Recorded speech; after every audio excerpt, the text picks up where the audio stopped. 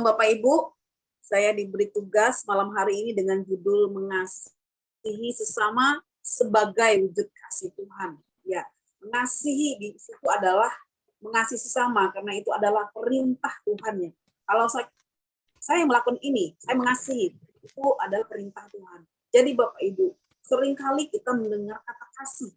Kasih itu hal yang tidak asing di telinga kita. Kasih itu seperti apa kita terapkan? Seperti apa kasih itu? Apa itu kasih? Jadi, kasih itu kepedulian. Bagaimana Yesus peduli terhadap kita. Bagaimana Yesus merekrut murid-muridnya. Bagaimana Neneng, boleh sedikit intonasinya di jangan terlalu sampai hampir tidak kedengaran. Baik. Santai-santai, relax, napas dulu Bu, napas dulu. Kalau perlu minum air putih dulu sejegup. Jangan balapan, nggak apa-apa, santai aja Bu. Silakan. Baik, kita lanjut ya. Mengasihi sesama itu karena itu adalah perintah Tuhan ya. Nah baik, lihat apa yang dikatakan di dalam ayat ini. Saya agak sedikit nggak nyambung dengan judul. Jadi kita mengajak kita semua untuk melihat ada 5 hal ya. Yang pertama yang dikatakan di dalam Yohanes 3 ayat 16 ya. Apa yang dikatakan di dalam Yohanes 3 ayat 16 itu yang bunyinya demikian, saya akan baca buat kita. Karena begitu besar kasih Allah akan dunia ini, sehingga ia telah mengaruniakan anaknya yang tunggal, supaya setiap orang yang percaya kepadanya tidak binasa, melainkan beroleh hidup yang kekal. Ini adalah wujud kasih Allah kepada kita, kepada dunia ya Bapak Ibu.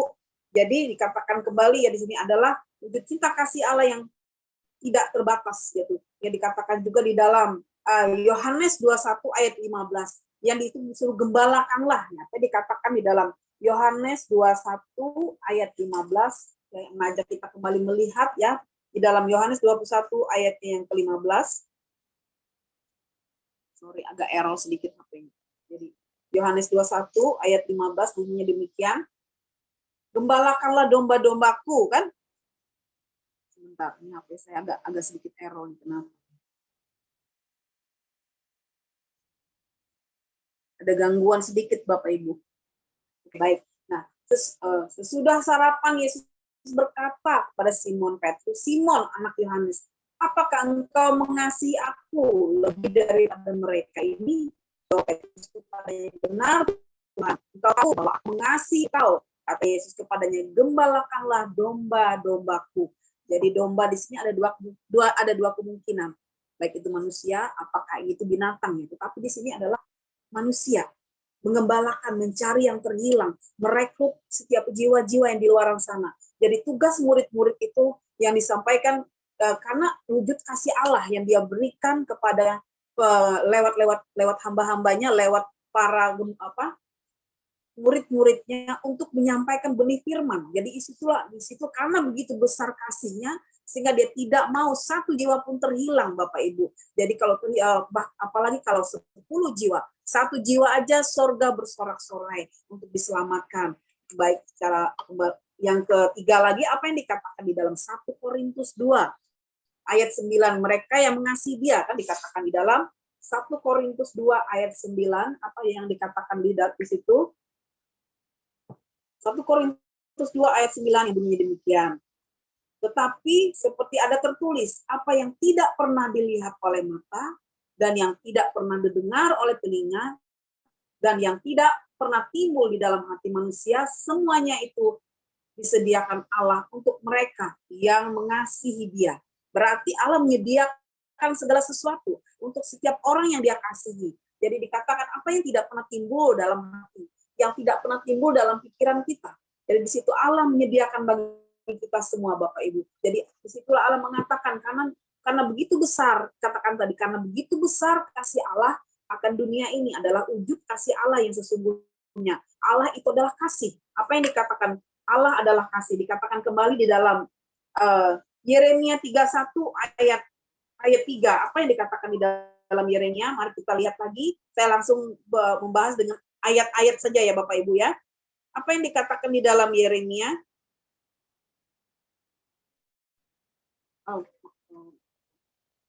Maaf, bukan Yeremia maksud saya. Di dalam 1 Yohanes 4 yang ayat 7-8. Allah adalah kasih. Jadi, saudara-saudaraku yang kekasih, marilah kita saling mengasihi, sebab kasih itu berasal dari Allah. Dan setiap orang yang mengasihi, ia lahir dari Allah dan mengenal Allah. Ayat 8, barang siapa tidak mengasihi, ia tidak mengenal Allah, sebab Allah adalah kasih. Jadi dikatakan ayatnya, penekanan dalam ayat 8, barang siapa tidak mengasihi, berarti dikatakan ia tidak mengenal Allah, sebab Allah adalah kasih, dan sumber kasih itu sendiri, Bapak Ibu. Nah, dikatakan di dalam Roma, apa tadi? Dalam ayat Yohanes 1 Yohanes 4 ayat 7-8, Allah adalah kasih. Jadi di situ dikatakan penekanannya di ayat 8, barang siapa tidak mengasihi, ia tidak mengenal Allah, sebab Allah adalah kasih. Berarti Allah itu sumber kasih itu. Jadi ini adalah wujud kasih Allah tadi, seperti yang dikatakan di dalam Yohanes 13 ayat 6, karena begitu besar kasih Allah. Jadi ini adalah penerapannya. Katakan di dalam ayat 1 Yohanes 21 ayat 15, gembalakanlah. 1 Korintus 2 ayat 9, mereka yang mengasihi Dia. Kemudian di dalam Yeremia 31 ayat 3, aku mengasihi engkau, dikatakan. Di dalam kemudian yang keempat, Yohanes 3 ayat 16, supaya setiap orang yang percaya padanya tidak binasa. Jadi yang itu dikatakan juga di dalam Yohanes 4 ayat 7-8 tentang perempuan Samaria ya. Yohanes 4 itu ayatnya 7 dan 8, apa yang dikatakan? Salah, bukan itu maksudnya. Jadi Yohanes 4 ayat 7 dan 8 tadi adalah penerapannya Bapak Ibu. Karena kita mengenal Allah sehingga kita melakukan apa wujud cinta kasih Allah, yaitu mengasihi sesama, kita mengajarkan, kita menyampaikan, kita membawa orang-orang datang kepada Yesus, kita mengenalkan Yesus. Itulah cara kita mencari domba-domba yang hilang, mencari jiwa-jiwa yang terhilang di luar sana. Sebagai wujud cinta kasih Allah yang harus kita terapkan di dalam kehidupan kita setiap hari. Bagaimana kita mengasihi sesama Allah, yaitu dengan memberikan firman Tuhan, membawa jiwa-jiwa itu datang. Seperti apa yang dikatakan Yesus kepada murid-muridnya tadi, gembalakanlah domba-dombaku. Karena satu jiwa itu sangat berharga bagi Tuhan. Satu jiwa membuat sorga bersorak-sorai. Disitulah kita mencari jiwa yang hilang, mencari orang-orang yang kita tuai di luar sana. Karena yang kita tuai adalah jiwa-jiwa Bapak Ibu. Dan di sini adalah para murid-murid itu diutus untuk menyampaikan firman Tuhan. Para murid-murid pada saat bagaimana Yesus berjumpa dengan seorang perempuan Samaria. Nah, perempuan Samaria ini waktu Yesus di siang hari, dia kaget, dia melihat kok ada orang yang tahu tentang saya. Ada orang yang mengenal bagaimana saya.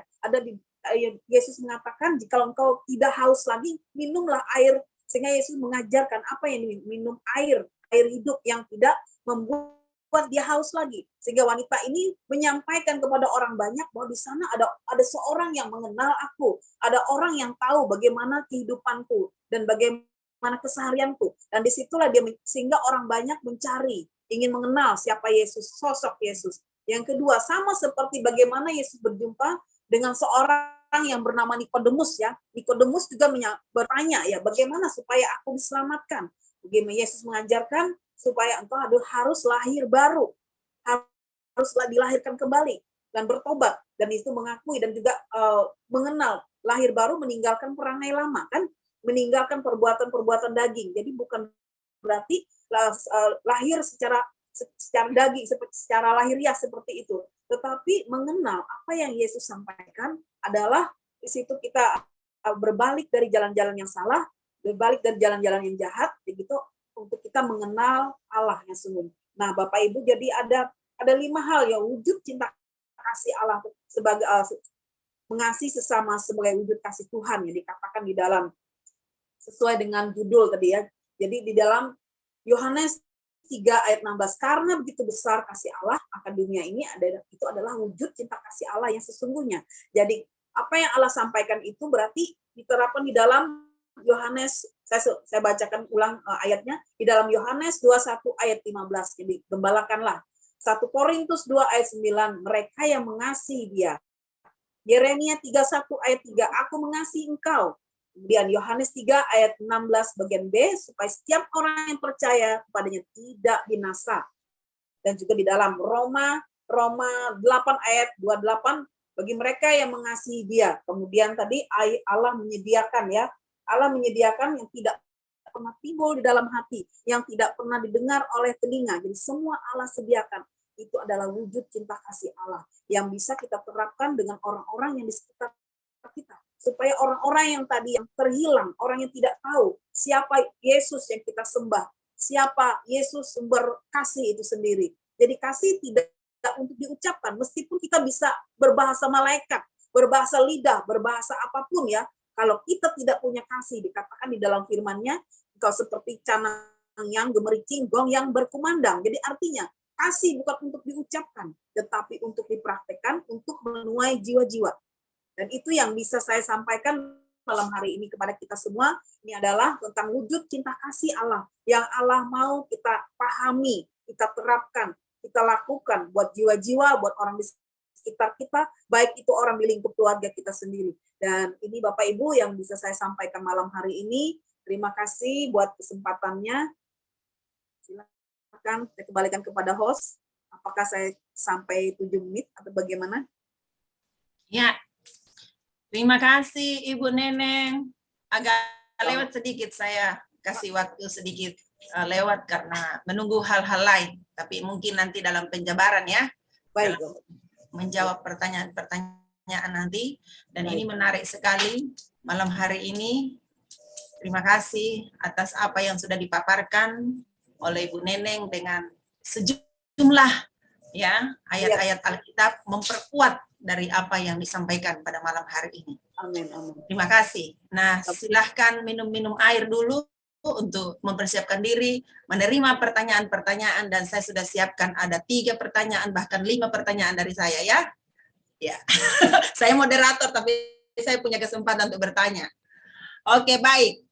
Kita akan masuk di dalam season kedua ini, pemaparan dari Bapak Huntal Sagala. Saya sudah call, WhatsApp, video call, telepon, call, tapi rupanya beliau tidak memberikan apa yang saya minta.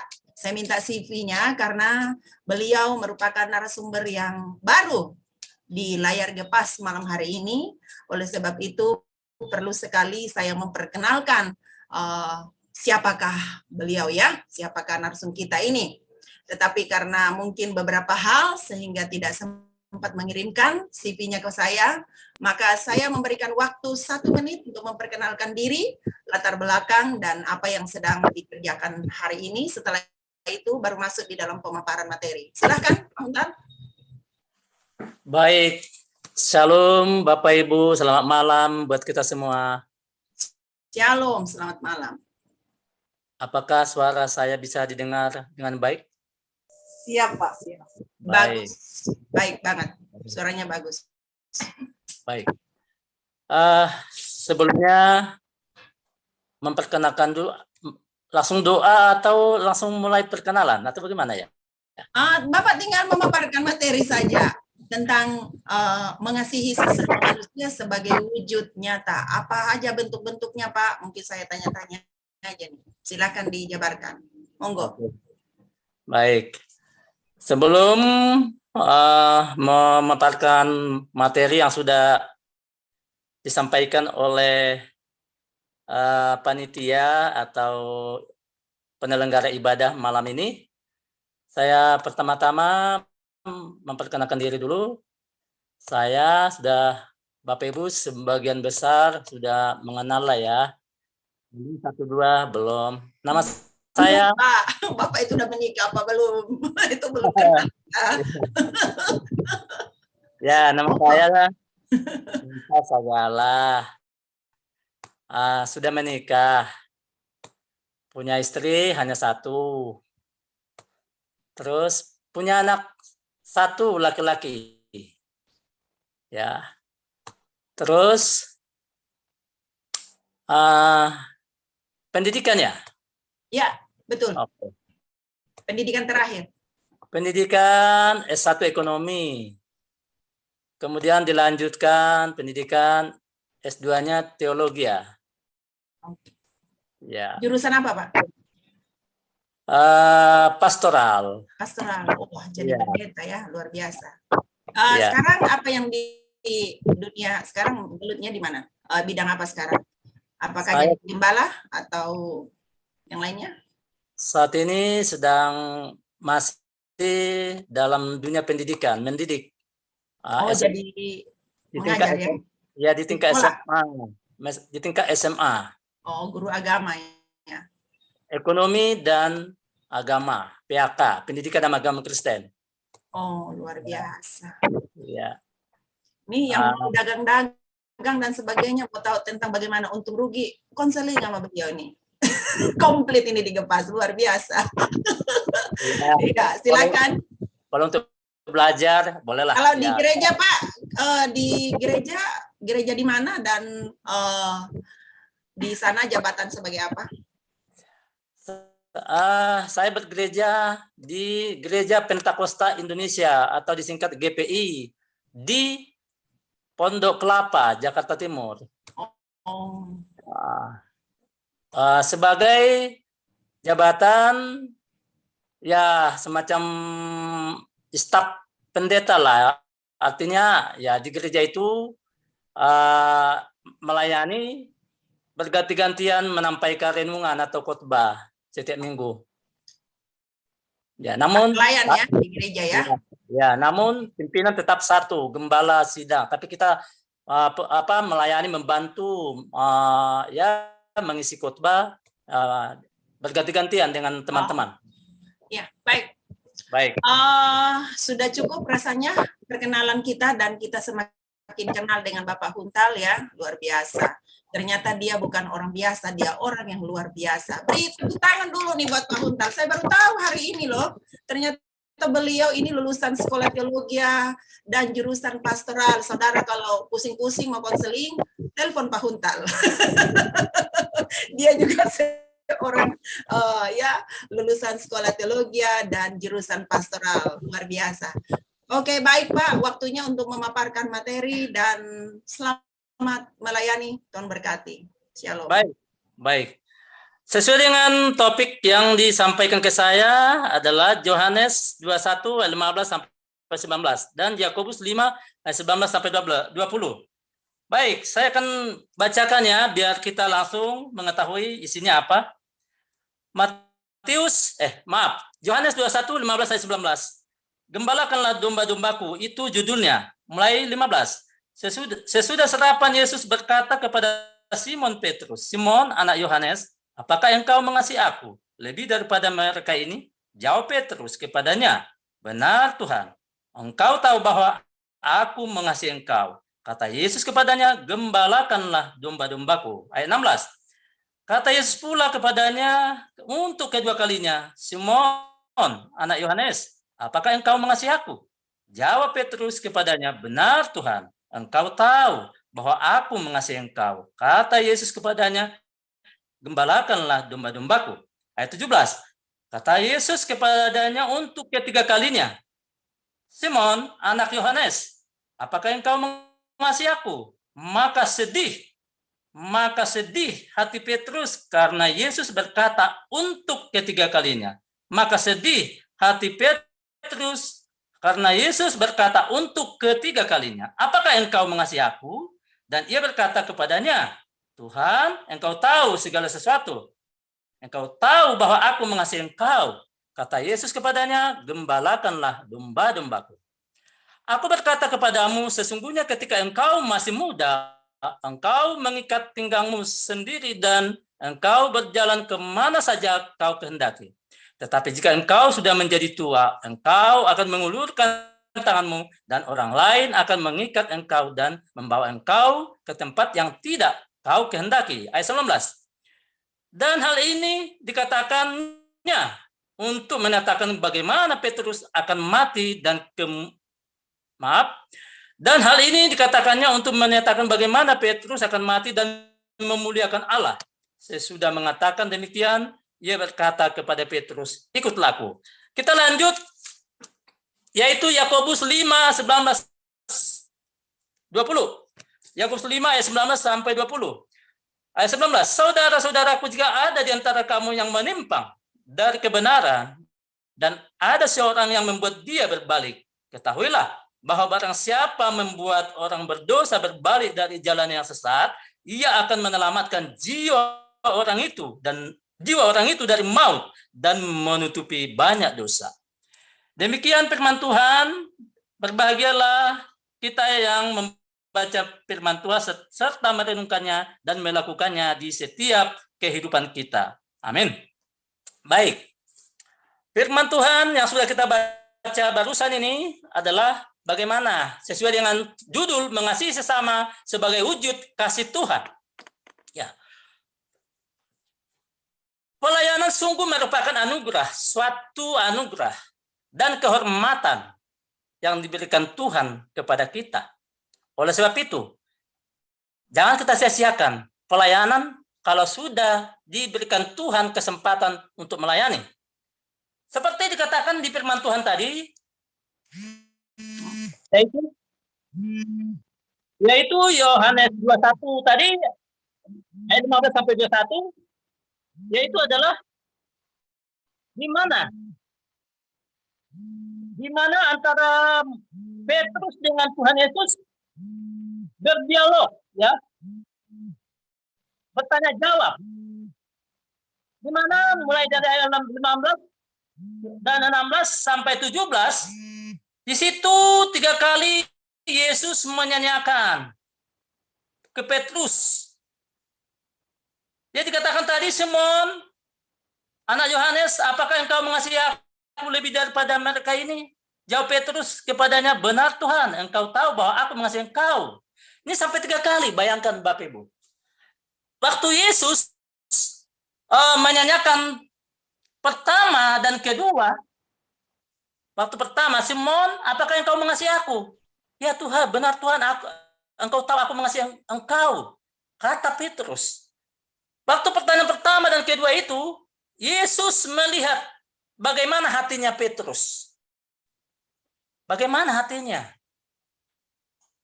Pasti karena Tuhan Maha tahu, sehingga tahu. Dia menanyakan, kenapa Mas sampai 3 kali menanyakan ini? Tentu ada maksud Tuhan Yesus melakukan pertanyaan ini kepada Petrus. Ya. Yang pertama, pertanyaan pertama kedua itu artinya Tuhan melihat hatinya Petrus. Bagaimana? Saya yakin Petrus itu masih katakanlah hanya mengasihi semacam sahabat, mengasihi Yesus. Kalau dalam bahasa Yunani dikatakan adalah philia. Kasih persahabatan, kasih persaudaraan. Tuhan tidak mau, Tuhan Yesus tidak mau hanya kasih persaudaraan, kasih persahabat. Kenapa? Karena Tuhan Yesus ke depannya langkah si Petrus ini akan mengalami kesulitan. Jadi Tuhan Yesus menekankan, bagaimana engkau Petrus? Apakah engkau mengasihi aku? Di waktu pertanyaan pertama dan kedua itu, Yesus melihat, saya yakin Yesus melihat hatinya Petrus itu masih dalam tingkat philia tadi. Philio, bahasa Yunani, philia, persahabatan, persaudaraan. Sedangkan Tuhan tidak, kalau melayani sungguh-sungguh tidak hanya saya tingkat persaudaraan atau kasih persaudaraan atau kasih persahabatan, harus kasih yang radikal. Itu yang Tuhan mau. Jadi pertanyaan ketiga, mari saya diberkati ya. Pertanyaan ketiga itu, kata Yesus kepadanya untuk ketiga kalinya, Simon anak Yohanes, apakah engkau mengasihi aku? Maka sedih, kita garis bawahi Bapak Ibu, maka sedih hati Petrus karena Yesus berkata untuk ketiga kalinya. Di sini baru betul-betul Petrus tersentuh hatinya, terjamah hati Petrus. Saya melihat di sini sedih hatinya. Pertanyaan yang sama. Kenapa pertanyaan pertama kedua tidak sedih? Pertanyaan ketiga di situ Roh Kudus bekerja yang sungguh luar biasa di hati Petrus. Sehingga sedih. Sehingga Petrus melihat, ya Tuhan. Tuhan Yesus melihat apa yang jawaban Petrus yang waktu pertanyaan ketiga itu, dilihat hatinya Petrus sudah siap melayani. Kasih yang ditunjukkan oleh Petrus itu adalah kasih yang siap melayani Tuhan. Bukan lagi kasih philia. filio, persahabatan, persaudara. Tapi kasih agape. Ini yang diminta Tuhan Yesus, kasih agape itu. Yaitu kasih tanpa batas, kasih tanpa syarat. Jadi kalau jadi ini yang ditunggu-tunggu Tuhan Yesus. Pertanyaan ketiga ini, sampai sedih hatinya Petrus. Setelah Petrus menangkap pertanyaan, maksud dan tujuan dari pertanyaan Tuhan Yesus, disitulah sampai pesan daripada Tuhan Yesus. Yes. Petrus sudah menangkap seperti itu. Kalau diterjemahkan ya. Dia kasih agape. Ini yang dibutuhkan Tuhan Yesus. Itu pada Petrus. Kenapa? Karena pelayanan akan dilanjutkan oleh si Petrus. Ini akan bukan pelayanan yang mudah. Akan menghadapi tantangan-tantangan. Akan menghadapi ujian-ujian yang luar biasa. Jadi kalau kasih filia, kasih persahabatan, kasih setingkat persaudaraan, itu yang dimiliki si Petrus. Kalau ada tantangan, kalau ada kesulitan, sedikit masalah, akan tinggalkan pelayanan. Tapi kalau kasih agape, kalau sudah berjumpa secara pribadi dengan Tuhan Yesus, ya, sekalipun tantangan akan dihadapi oleh Petrus, sekalipun apapun masalahnya, Petrus akan tetap maju melayani. Memang kita lihat Petrus ending hidupnya, dia sampai mati terbunuh, ya kan? Itulah Petrus menangkap pesan daripada Tuhan Yesus. Jadi Bapak Ibu, kita pun di Gepas ini, Tuhan tidak mau kita hanya kasih filia. Tidak mau pertanyaan pertama, kedua tadi. Kalau mau dipakai Tuhan, mari pertanyaan ketiga, sama kayak Petrus yang ayat 17 tadi. Mari kita harus sedih hati kita, menangkap apa pesan Tuhan Yesus. Sama seperti Petrus. Kalau kita yang semua di Gepas ini, hamba-hamba Tuhan, atau siapapun kita, umat yang percaya kepada Tuhan, mari, kalau kita sudah mengalami kasih Tuhan, Bapak Ibu, mari sampaikan kepada siapa saja, keluarga kita, keselamatan itu. Kita bawa, supaya diselamatkan. Di Yakobus 5 ayat 19-20 tadi, kita yang membawa orang berbalik dari kejahatan, kita menyelamatkan dia dari maut. Bapak Ibu, mungkin di keluarga kita masih banyak yang belum bertobat. Ya, keluarga kita, Yerusalem kita, keluarga kita ini, mari kita gumuli. Kemudian lingkungan kita, bahkan masyarakat. Jadi inilah Tuhan minta kepada kita yang di Gepas ini. Siapapun kita yang di Gepas ini. Mungkin Bapak Ibu, saya bukan pendeta. Ini bukan hanya tugas pendeta. Bukan. Petrus bukan pendeta. Nelayan, manusia biasa, tapi dipakai Tuhan. Jadi siapapun kita di Zoom ini, Bapak Ibu, ya, mari dipakai Tuhan dengan luar biasa, membawa jiwa kepada Tuhan untuk menyelamatkan jiwa ini dari maut ke surga, keselamatan yang kekal itu. Itu yang paling penting. Jadi Gepas ini, kita semua di Gepas ini, mari kita rindukan seperti Petrus. Pertanyaan yang ketiga tadi. Mari kita hati kita kasih agape. Kasih yang tanpa syarat. Kita melayani bukan dengan ada apanya, tapi melayani apa adanya. Mari Bapak Ibu, kalau kita melayani, jadi kita tidak memandang jiwa seperti apa, kaya atau miskin. Jangan Bapak Ibu. Jangan, mau kaya, mau miskin, atau tidak punya apa-apa. Tidak, tetap kita layani. Nah, itulah pesan daripada firman Tuhan ini. Gembalakanlah domba-dombaku, Bapak Ibu. Ya. Jadi, mari kita miliki kasih agape. Kalau kasih agape ini tanpa syarat ini yang kita miliki, apapun tantangan di dalam kehidupan kita, kita tidak akan mundur sampai Tuhan memanggil kita. Ya, Bu. 1 menit lagi. Baik. Intinya adalah kita memiliki panggilan kasih agape. Itu pesan Tuhan pada nats firman Tuhan yang Yohanes 21 ayat 15-19 dan Yakobus 5 ayat 19-20. Demikian pemaparan singkat dari saya. Tuhan Yesus memberkati kita semua. Saya serahkan kembali kepada moderator. Ya, makin menarik melengkapi apa yang disampaikan oleh Bu Neneng ya. Dan malam hari ini ruang diskusi terbuka buat kita semua, dan saya minta dari kita semua untuk memberikan pertanyaan-pertanyaan. Kalau Bapak Ibu tidak bertanya, maka kedua narsum saya akan minta mereka untuk bertanya. Ya, oke. Dibuka sekarang waktu untuk bertanya.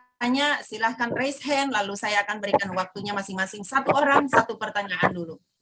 Ya, jangan di chat room, Bapak Ibu. Saya tidak langsung saja bertanya supaya tidak membuang waktu untuk membuka dan membacanya lagi. Ya, silahkan Ibu Cindy memulai pertanyaan pertama dan ditujukan kepada narsum siapakah? Saya mau bertanya kepada narasumber Ibu Neneng. Ya. Apakah kasih agape itu mungkin dari manusia ke manusia? Kayaknya seperti maksud saya, teorinya sih gampang, tapi apa prakteknya mudah? Iya. Kasih agape Ya, tahan dulu ya, tahan dulu. Oke, lanjut siapa lagi? Tahan dulu supaya punya waktu untuk mengumpulkan jawaban yang tepat. Ya, lanjut lagi. Raise hand siapa? Bapak Boris, Bapak Lamsar, rupanya sudah tidak sabar. Open microphone. Silakan, Pak. Ya, oke. Saya sangat tertarik tadi pemaparan dari Bapak Huntal Sagala ya, bagaimana Tuhan Yesus betul-betul mau menyampaikan pesan sesuatu yang sangat luar biasa kepada hambanya Petrus. Sampai 3 kali. Artinya itu punya arti bahwa akan ada sesuatu yang akan dialami oleh Petrus di dalam kehidupannya setelah dia ada mengakui apakah engkau mengasihi aku, kata Yesus. Nah, kita coba baca di ayat 21, di ayat 21 ayat 18 itu, engkau akan mengulurkan tanganmu dan orang lain akan mengikat engkau dan membawa engkau ke tempat yang tidak kau kehendaki. Dan hal ini dikatakannya untuk mengatakan bagaimana Petrus akan mati. Jadi sesuatu yang memang ada rencana Tuhan yang kita tidak tahu. Dan memang kenyataannya kalau kita lihat kan akhir hidup daripada Petrus kan boleh dibantu cukup Pak tragis. Lamsar langsung pada pertanyaan. Ya, oke, baik. Nah, maksud saya bagaimana hal ini menurut Bapak Huntal?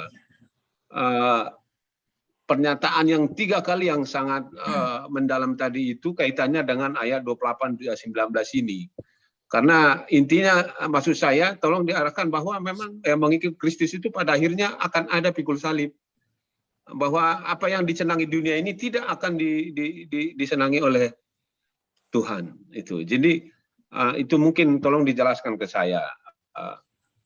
Maksud daripada pesan Tuhan pada Yohanes 21:15 sampai 19 ini gitu, Pak. Kaitannya dengan yang 18-19 gitu, Pak. Yohanes 19? Yohanes 21 ayat 18-19 tadi itu. Yohanes 21. Bahwa apa yang terjadi di ayat sebelumnya itu kan 3 kali ditegaskan. Iya. Bahwa akan ada pikul salibnya oleh Petrus dan memang dibuktikan di akhir hidupnya kan dia mengalami peristiwa tragis. Bahwa sebelum Petrus mati, Tuhan sudah tahu apa yang terjadi kepada Petrus. Okay. Itu maksud saya, tolong nanti dijelaskan ke saya. Oke, terima kasih banyak. Dan ini dalam sekali pertanyaan dari Pak Lamsar ya. Bersiap-siap Pak Huntal untuk memberikan jawaban. Saya masih membuka ruang pertanyaan. Silahkan.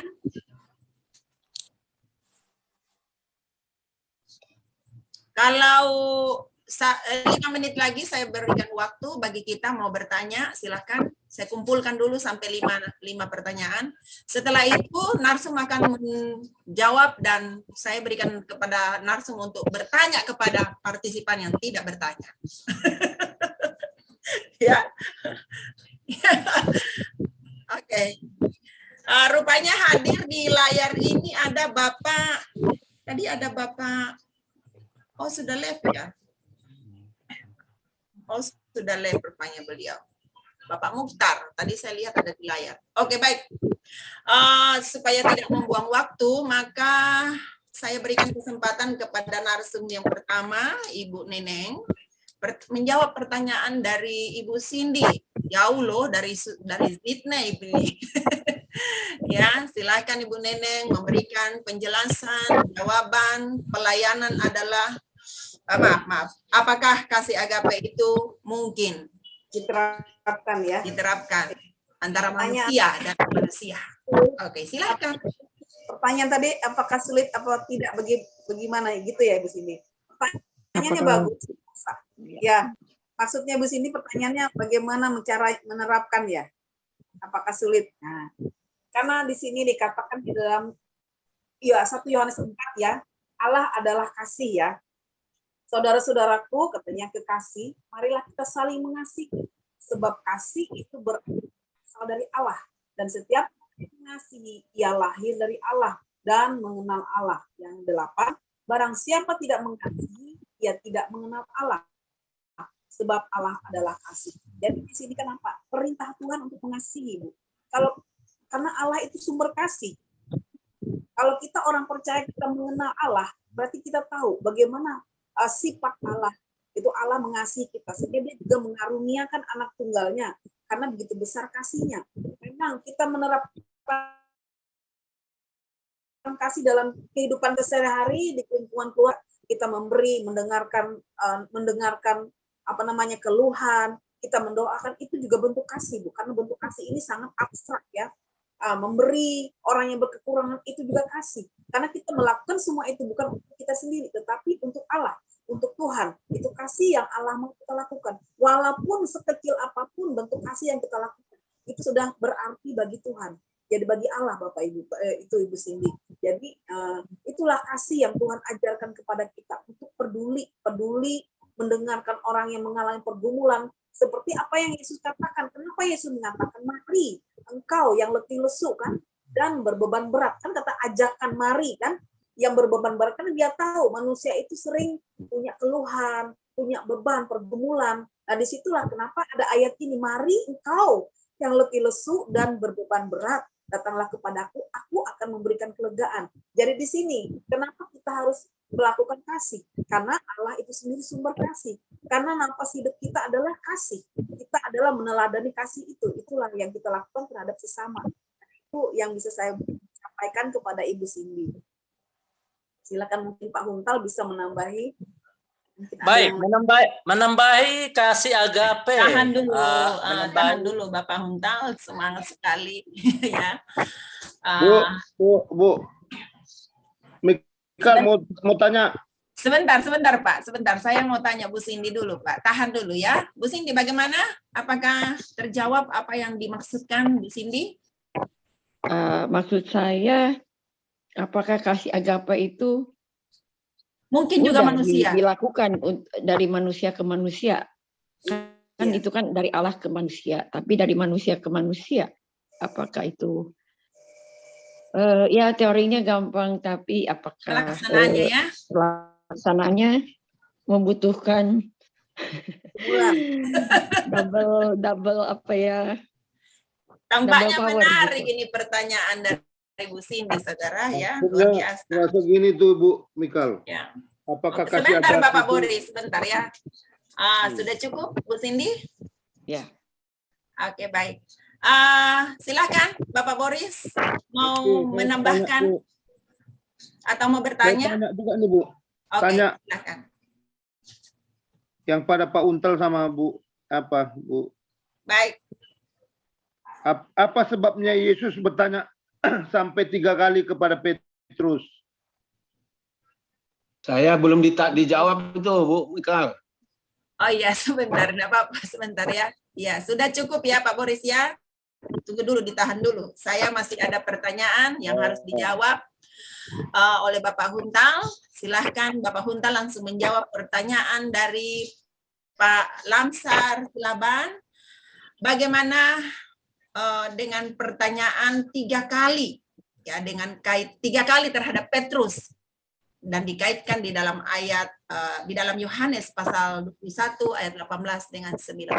Mohon penjelasannya di dalam hal ini, Bapak Huntal. Terima kasih. Baik, pertanyaan daripada Pak Lamsar, kenapa Tuhan Yesus sampai 3 kali bertanya dikaitkan dengan ayat 18? Ya,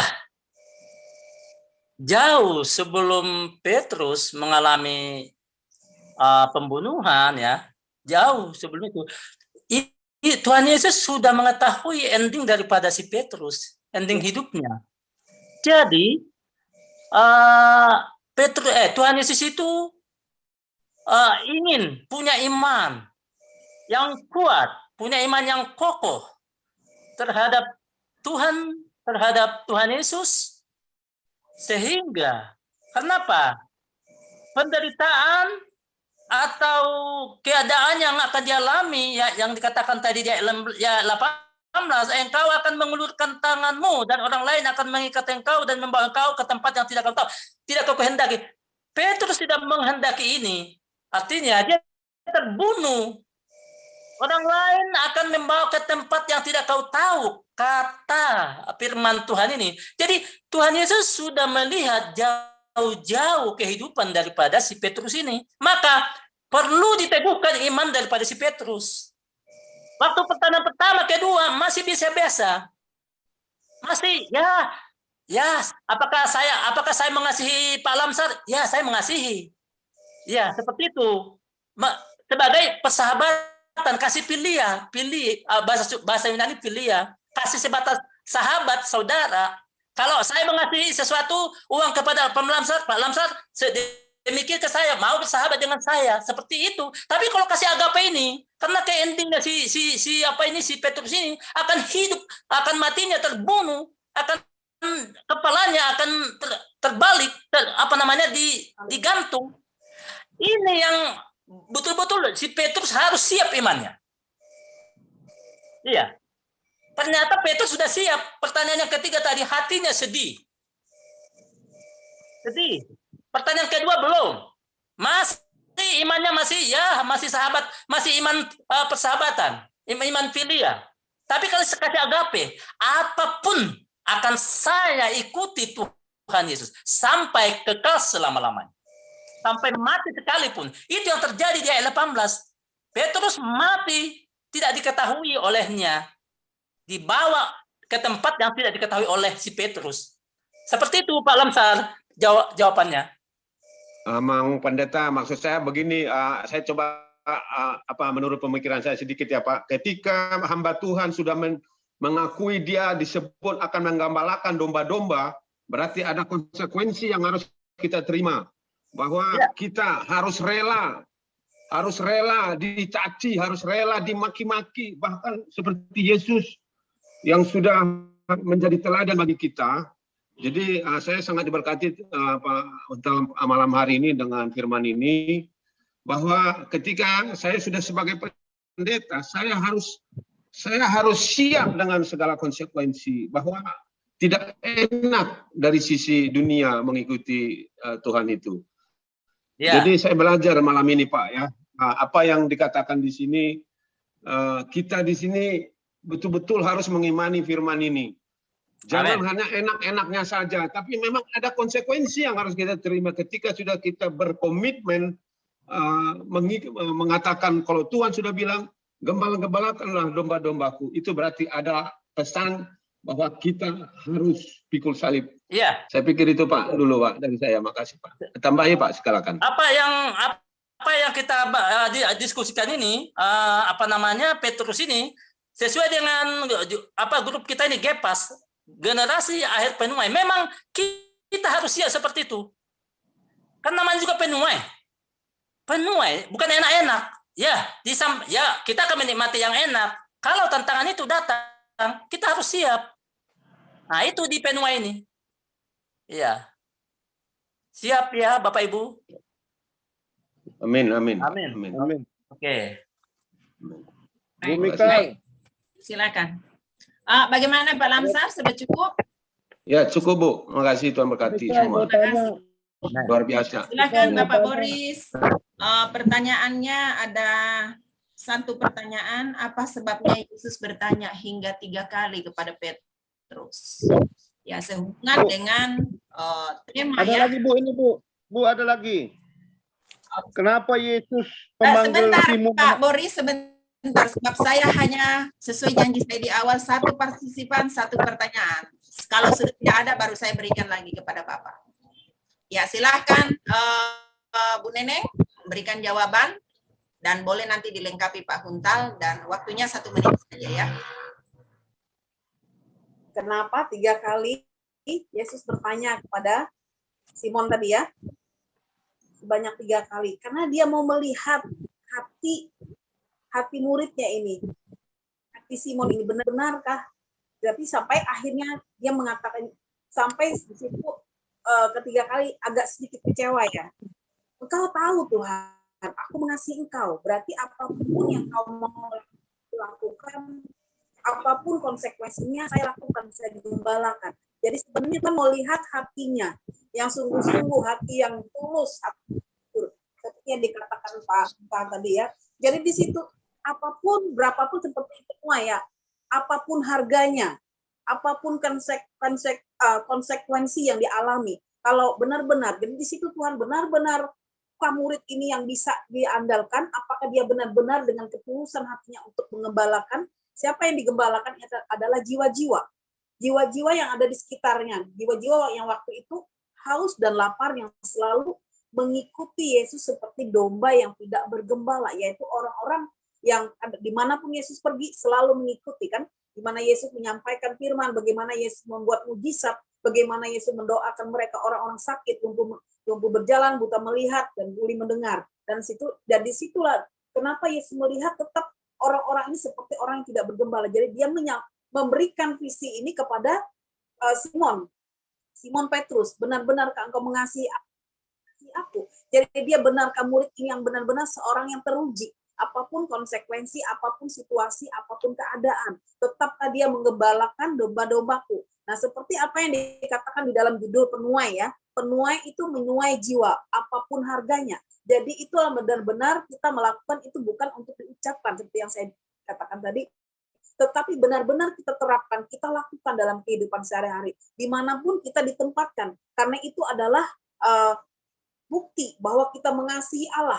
Bukan untuk kita. Kalau kita mengasihi Allah, lakukanlah apa yang aku perintah yang aku lakukan. Jadi itulah wujud cinta kasih kita kepada Allah, dan wujud cinta kasih Allah kepada kita adalah dia mengaruniakan anak tunggalnya. Dan oleh sebab itu dia melihat banyak jiwa-jiwa yang terhilang, jiwa-jiwa yang haus, jiwa-jiwa yang seperti gembala yang tidak punya domba yang tidak bergembala. Jadi itu yang dikatakan. Kenapa sampai 3 kali tadi dia melihat ketulusan daripada Simon ini tadi ya, sampai 3 kali. Dan itu yang bisa saya sampaikan malam hari ini, Pak Boris. Baik. Silakan. Baik. Ya, jadi mungkin sedikit saja Pak Huntal ya, bisa ditambahkan.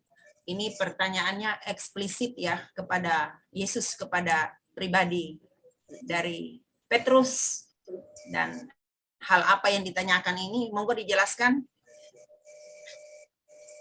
Pak Huntal di-unmute dulu, Pak. Pertanyaan Pak Boris apa tadi? Apa sebabnya Yesus bertanya hingga 3 kali kepada Petrus? 1 kali, 2 kali, 3 kali.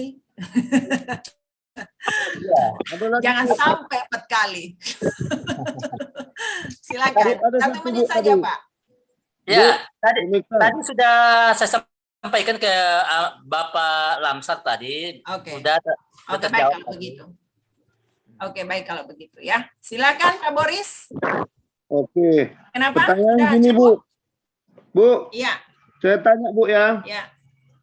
Kenapa Yesus memanggil Simon anak Yohanes? Kepada Dan siapa apa ini? arti? Kepada siapa ditanyakan? Kedua-duanya, Bu. Oke, baik. Kenapa Yesus memanggil Simon anak Yohanes? Kemudian apa arti nama Simon? Apa arti nama Petrus? Kenapa Yesus memanggil Simon sebagai anak Yohanes? anak? Kemudian apa arti nama Yohanes. Simon? Oke. Kemudian apa arti nama Simon? Oke. Ini latar belakang, harusnya di latar belakang ini ya, dijelaskan. Apa arti nama Simon? Apa arti nama Petrus? Ya. Silahkan, siapa di antara narsum yang akan segera memberikan jawaban dulu? Silakan Pak Untal. Baik, saya coba. Oke, baik. Menjawab latar belakang ya. Ini latar belakang. Ya, memang kita tahu Profil, harusnya profil di awal tadi disampaikan supaya jelas. Kita tahu Petrus ini awalnya adalah Simon ya. Iya. Sebelum jadi murid Tuhan Yesus, namanya adalah Simon. Tetapi setelah murid Tuhan Yesus ditambahkan menjadi Simon Petrus. Petrus itu adalah batu karang. Ya kan? Jadi artinya Simon Petrus ini ada maksudnya sampai Tuhan mengatakan di atas batu karang ini jemaatku akan kudirikan. Nah itu. Artinya Petrus itu adalah batu karang yang kuat, jemaat yang kuat, kokoh, tidak tergoyahkan imannya sampai apapun menghadang, pada apapun tetap imannya dia pegang sampai meninggalkan dunia ini. Seperti itu. Nah, ya anak Yohanes, ya orang tuanya ya namanya Yohanes, ya itu mungkin saya tahu. Kenapa kenapa engkau Simon anak Yohanes? Ya, berarti orang tua daripada si Petrus adalah Yohanes. Kan begitu kan? Betul. Ya. Mungkin bisa ditambahkan Bu Neneng barangkali. Ya, silakan Ibu Neneng menambahkan. Iya. Karena dikatakan di atas batu karang ini ya, saya lanjut. Di atas batu karang ini, kenapa dia? Karena tadi kan sudah teruji. Karena waktu 3 kali dia bertanya, dia kan melihat hati dan ketulusan daripada Simon Petrus ini, bagaimana dia orang murid yang bisa diandalkan apa tidak. Sehingga namanya kan sudah arti nama adalah batu karang. Batu karang itu kan manapun itu adalah kokoh. Jadi disitulah dikatakan dia mendirikan jemaat. Jadi artinya dia yang akan mengembalakan jemaat-jemaat yang dipercayakan Tuhan. Jika engkau mengasihi aku, gembalakanlah domba-dombaku kan. Jadi itu yang dikatakan, sehingga arti daripada kata nama itu sebenarnya. Kenapa Yesus mengatakan demikian? Jadi itu yang bisa saya tambahkan sedikit ya. Terima kasih. Ya. Mungkin Pak Boris bagaimana? Oke, gimana Bapak Boris sudah mendapatkan jawaban? Ya. Jangan seperti menginterogasi Pak Boris. Tidak, bagus ini bagus kan supaya dimengerti profil seorang Petrus, latar belakang kehidupan. Ya, Pak Polisi biasanya begitu, Bu. Aduh. Ya, Bapak Ibu, kita akan mendengarkan, karena saya tadi janji ya, saya bilang bahwa kalau partisipan tidak bertanya, maka kedua narsum akan bertanya kepada partisipan. Ya, boleh silakan Bu Neneng. Tunjuk langsung siapa yang mau ditanya. Saya berikan kesempatan ini, kesempatan emas. Bertanya kepada narsum nih, silakan. Sebentar. Wajahnya pada nih. Oke, saya bertanya kepada Pak Rinaldo aja dah. Haleluya. Shalom Pak Rinaldo, apakah tersedia di layar atau sedang mengikuti kegiatan lain? Karena beliau ini sangat sibuk ya, jadwalnya begitu padat. Silakan Pak. Open mic dulu. Shalom Ibu Mikal. Shalom Bu Mikal. Baik. Bersiap menerima satu pertanyaan dari Bu Neneng. Dan saya berikan waktu cukup 2-3 menit untuk memberikan jawaban. Silakan. Silakan Bu Neneng. Pak Rinaldo, gampang kok pertanyaannya Pak. Menurut Pak Rinaldo, kenapa Yesus berjumpa dengan perempuan Samaria ya? Apakah itu direncanakan? Apakah memang itu kebetulan? Menurut pemahaman Pak Rinaldo, bagaimana? Bisa dijabarkan? Jadi Yesus maksudnya kenapa harus bertemu dengan perempuan Samaria, toh? Apakah itu direncanakan? Apakah Yesus tahu atau bagaimana? Ya, pertanyaan ini gampang-gampang susah nih. Jadi saya coba jawab ya Bu Neneng. Sepertinya harusnya saya jadi pendengar yang baik gitu. nanti. Habis nggak ada yang bertanya lagi, cuma 3 orang yang bertanya. Unika yang minta. Oh gitu. Ya, jadi izin jawab ya Bu Neneng. Ya, Kan Yesus itu memang dia Tuhan, tetapi dia manusia juga, ya kan? Sepenuhnya Allah, sepenuhnya manusia. Jadi sebagai Allah, dia paham betul apa diri kita itu siapa. Tetapi sebagai manusia, dia juga mengerti keberadaan lazimnya manusia. Jadi firman Tuhan itu ya kita pegang aja apa yang tercatat di Alkitab ya. Bahwa Yesus kan tidak merencanakan apa-apa. Di firman Tuhan kan tidak ada rencana bahwa dia ingin datangi perempuan Samaria dengan sengaja, kan enggak ya. Yesus cuma bilang apa? Alkitab cuma bilang bahwa Yesus berjalan, kemudian dia haus dan melihat perempuan di Samaria. Ya kan? Supaya minta air minum. Jadi itu bukan kesengajaan sih. Menurut saya sih itu memang adalah by accident. Artinya sepanjang perjalanan itu Yesus bertemu dengan perempuan Samaria. Ya. Dan dari pertemuan itu ada sebuah percakapan di mana apa yang dipercakapkan Yesus itu berarti itu mengerti gitu ya. Yesus dia mengerti apa yang terjadi dalam diri perempuan Samaria itu. Tetapi itu bukan kesengajaan saya rasa ya. Kalau Alkitab sih tidak mencatat itu sebuah kesengajaan, tetapi memang Yesus berkeliling ya. Yesus berkeliling-keliling dari desa ke desa, dari kota ke kota, dan dia bertemu dengan seorang perempuan Samaria ketika Yesus sedang haus. Dan dia minta air. Ya, karena melihat perempuan Samaria ini kan sedang menimba air. Ya, seperti itu Bu Neneng. Jadi gini, intinya adalah dari apa yang Bu Neneng tanyakan bahwa Yesus itu bisa bertemu kepada siapa saja yang dia mau. Ya. Yang dia mau dia bisa, tapi itu bukan sebuah perencanaan. Dia berkeliling-keliling sama seperti sekarang Roh Kudusnya berkeliling-keliling cari orang-orang yang setia, yang tekun menanti-nantikan Tuhan, yang sungguh-sungguh punya hati yang hancur sama Tuhan. Nah, itu Tuhan senang cari tuh. Ya. Jadi Yesus begitu juga keliling-keliling terus ketemu perempuan Samaria. Itu aja sih menurut saya sih itu. Mungkin bisa dilengkapi dengan Dr. Saud barangkali. Ya, terima kasih Pak Pendeta atas jawabannya, dan karena kita sudah ada di jam yang sudah pukul 20.19, maka 20 menit ke depan kita akan mendengarkan kesimpulan secara khusus dari fasilitator kita malam hari ini. Dalam hal ini Bapak Pendeta Dr. Saud, kami persilahkan. Ya, shalom semuanya. Terima kasih ya, diskusi virtual ini terus kita isi dengan beraneka ragam. Nah, saya akan masuk untuk berbagi ya. Ini enggak untuk dipertanyakan, karena untuk berbagi saja. Karena tema kita memang mungkin karena di flyernya ada tulisan yang keliru, jadi sasarannya agak sedikit lari ya. Jadi temanya itu adalah mengasihi sesama sebagai wujud kasih kepada Tuhan, ya, kasih kepada Tuhan, bukan kasih Tuhan, ya. Nah, oke, sekarang slide sudah ditampilkan. Penjala ini sesuai yang dibagikan kepada pembicara pertama adalah Matius 4, ya.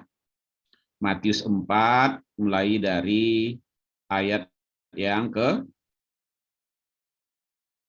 17 sampai 25, di mana Tuhan Yesus memanggil murid-muridnya untuk ikutlah aku, kamu akan kujadikan penjala ya manusia. Lalu yang kedua intinya adalah yang dibagikan kepada Pak Huntal, Yohanes 21 ya, di mana dialog antara Yesus dengan Petrus, apakah engkau mengasihi aku, gembalakanlah domba-dombaku. Ya, tadi kita sudah diperkaya oleh beberapa pandangan karena firman Tuhan itu luas untuk ini, tapi saya membawa ini ke fokusnya aja ya.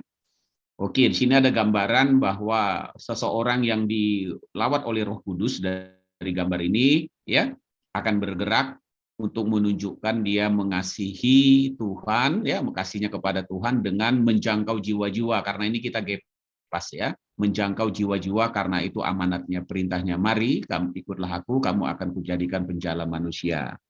Kira-kira gitu. Dan yang kedua adalah gembala, itu kombinasi gambarnya hitam itu Jadi jiwa-jiwa yang dijangkau warna hijau berubah menjadi warna ungu, perlunya penggembalaan. Jadi mengasihi sesama itu dilakukan dua, yaitu menjala, ya, ikannya didapat, lalu ikannya digembalakan, kira-kira begitu ya, sederhananya. Silakan Pak Andre slide-nya. Nah, ini tadi ayatnya yang sudah dibagi, ya. Mari ikutlah aku dan kamu akan kujadikan penjala manusia. Yang saya ambil sorot di sini adalah mengenai Petrus ya dan Andreas, tapi tokoh sentralnya ke Petrus dulu, ya. Nah, perhatikan di situ setelah mereka dipanggil, nah tadi harusnya memang pertanyaannya akan banyak di ayat 20 ya, tapi ya udah. Lalu mereka pun segera meninggalkan jalannya dan mengikuti dia. Nah, waktu itu kan murid-muridnya ketika dipanggil dia ya meninggalkan pekerjaannya dan mengikut secara total. Ya, bahkan meninggalkan keluarganya. Nah, pertanyaan yang enak di sini, Pak, kalau saya dipanggil Tuhan, apakah saya harus meninggalkan pekerjaan saya lalu menjadi pelayan Tuhan sepenuhnya?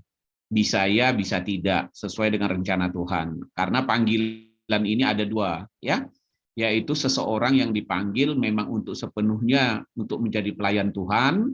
Kedua, ya, melayani Tuhan melalui profesi atau pekerjaan. Jadi yang melayani Tuhan melalui profesi, pekerjaan, dan lain-lain tidak perlu meninggalkan profesinya. Tetapi kalau yang memang Tuhan panggil untuk sepenuhnya, ya kayak misalnya dia sekolah teologi lalu jadi gembala, itu udah sepenuhnya kepada Tuhan. Nah, siapa yang lebih banyak dipakai misalnya tentunya yang sepenuhnya, ya. Tetapi yang melalui segi profesional atau pekerjaannya juga dipakai Tuhan sepenuhnya karena ini kan bidangnya masing-masing, ya. Selalu all out. Nah, di sisi yang lain misalnya cara belajarnya juga beda. Jangan semuanya jemaat itu diajarkan kayak sekolah pendeta, seolah-olah mereka jadi mau pendeta, sehingga mereka lupa belajar pendidikannya di sekolah, ya, nggak mengejar karir. Karena tetap ada dua ini, ada yang melalui karir, mereka akan melayani melalui profesi dunia kerjanya, ya, ada yang memang sepenuhnya jadi hamba Tuhan. Nah, ini tolong diperhatikan betul, ya, pesan-pesan ini. Kalau tidak nanti gereja kacau itu, ya, hampir semua generasi muda jadinya lebih banyak dikasih jadi pendeta, tahu nilai kuliahnya jeblok semua, nggak jadi apa-apa, ya. Oke, slide selanjutnya Pak Andre. Nah, jadi untuk mengikut Yesus itu, ya, setiap orang harus menyangkal dirinya. Jadi ada sebuah proses, apapun mau dia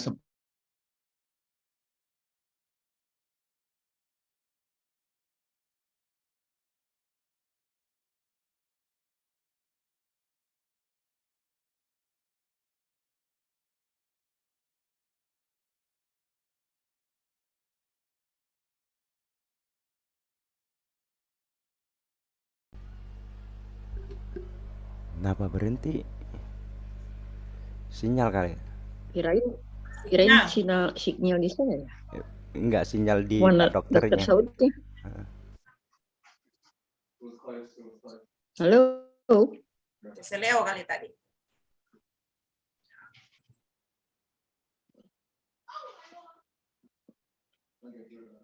Terlempar dia. Gara-gara Bu Cindy nih. Enak aja. Enak aja.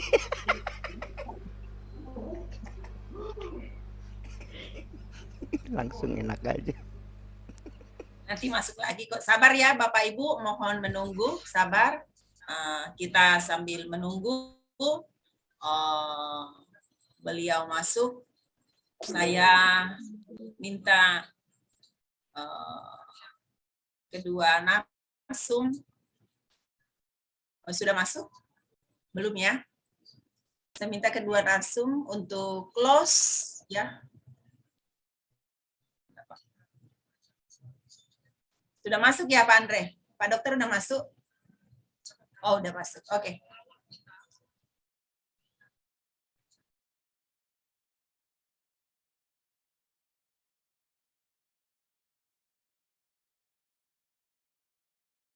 Suaranya belum ada, Pak.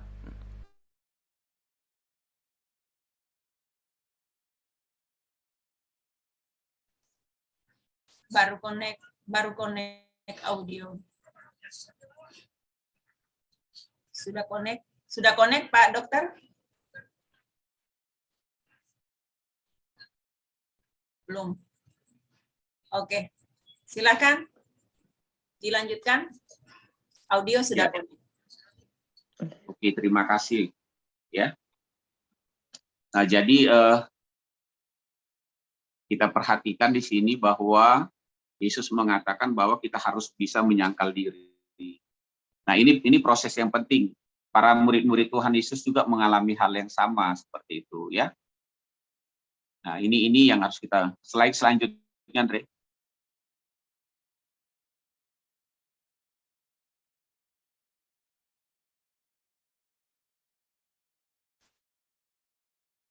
Andre bisa diteruskan?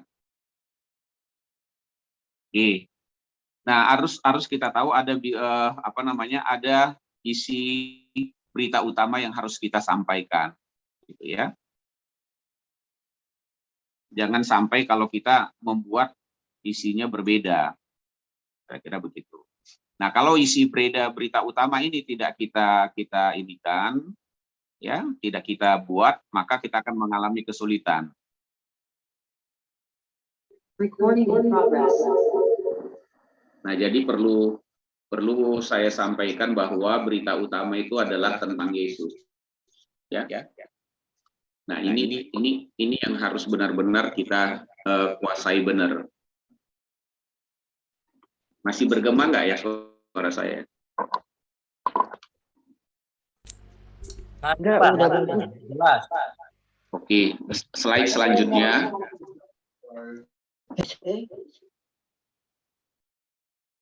Nah, perhatikan bahwa dalam pelayanan itu kita harus memperhatikan ada hasil. Ya. Nah, ketika Yesus bertemu, kayaknya belum ini deh. Terlalu jauh lompatnya Pak Andre. Terus lagi.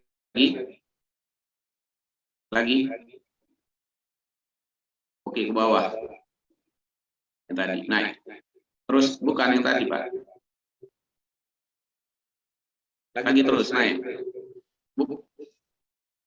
Terus. Ya udah itu, stop.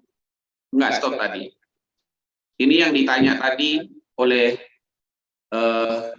Ibu Neneng, lalu dijawab oleh Pak Pendeta Rinaldo. Kedatangan Yesus ke Sikar dalam perjalanannya, saya mengatakan itu memang disengaja, karena diagendakan oleh Tuhan. Perjalanan Yesus di dunia ini memang sudah diagendakan sepenuhnya. Dia mau kemana, termasuk ke Gerasa dan lain-lain, termasuk di kolam Bethesda. Nah, ini ke Sikar. Memang dalam perjalanannya ini harus melewati itu. Dan itu disengaja. Makanya kita katakan seorang yang mengasihi Tuhan itu harus melakukan langkah yang sengaja. Itu yang paling penting. Yang kita bilang visitasi.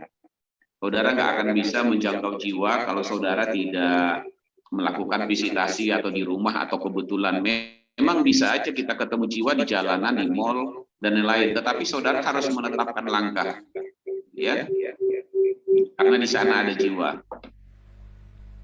Pak. Oke, kira-kira itu yang mau saya kasih tahu bahwa slide selanjutnya. Nah, ketika Yesus berbicara di situ, dia membangun komunikasi kepada wanita itu.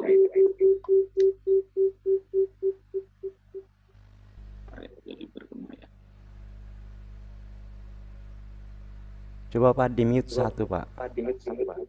Bentar ya, takut saya live di sini nanti dia mati lagi. Oke. Terus udah? Udah, aman udah. Oke. Jadi ketika kita ketemu dengan seseorang, makanya kita harus mempersiapkan sebuah komunikasi, ya, dialog. Ya, maka Yesus melakukan dialog di sumur itu, lalu dia sampaikan tentang dirinya sendiri. Nah, kalau kita tentu menyampaikan tentang Yesus. Slide selanjutnya, ya saya garis-garisnya aja ya. Silakan Pak Andre.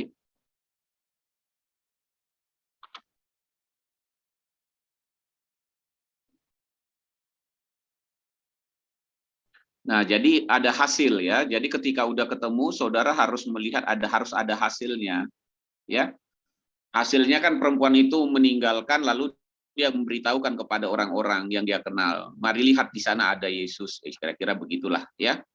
Lalu mereka pun pergi. Jadi kalau mau jadi penuai nggak bisa diam. Kita harus melakukan sebuah rencana kunjungan ke satu tempat. Lalu kita harus lihat hasilnya. Nah, lihat selanjutnya setelah ada hasil kita lihat ada buahnya. Nah, dilihat di situ dan banyak orang Samaria dari kota itu telah menjadi percaya kepadanya. Karena apa? Kan karena perkataan perempuan itu sengaja saya biruin, ya. Bagaimana perempuan itu, apa yang perkataannya? Dia bersaksi, kira-kira begitulah, ya. Jadi saudara dan saya harus menyaksikan tentang Yesus dalam hidup kita. Nah, itu ya, selanjutnya. Nah, setelah itu harus perhatikan buah pertumbuhan iman orang itu secara pribadi. Jadi itu yang harus kita perhatikan dengan baik, ya. Jadi kalau saudara dan saya mau melakukan penuaian yang benar, harus mengikuti melihat pertumbuhan iman orang itu secara pribadi. Saudara tentu ingat apa yang dikatakan Ayub, hanya dari kata orang saja aku mengenal engkau. Dia sudah cukup baik. Lalu mengalami proses, ya sekarang aku melihat engkau katanya, ya.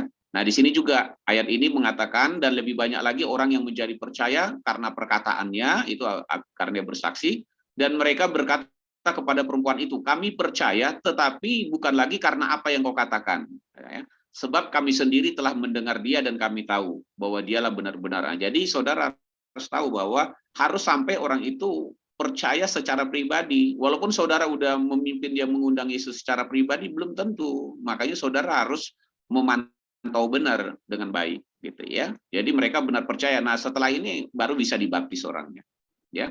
Jadi ketika seorang yang pertumbuhannya imannya secara pribadi sudah tumbuh, baru bisa dibaptis. Kalau tidak, jangan dibaptis. Nah, berapa lama? Ya tergantung saudara memberitakannya cukup baik atau tidak, ya. Slide.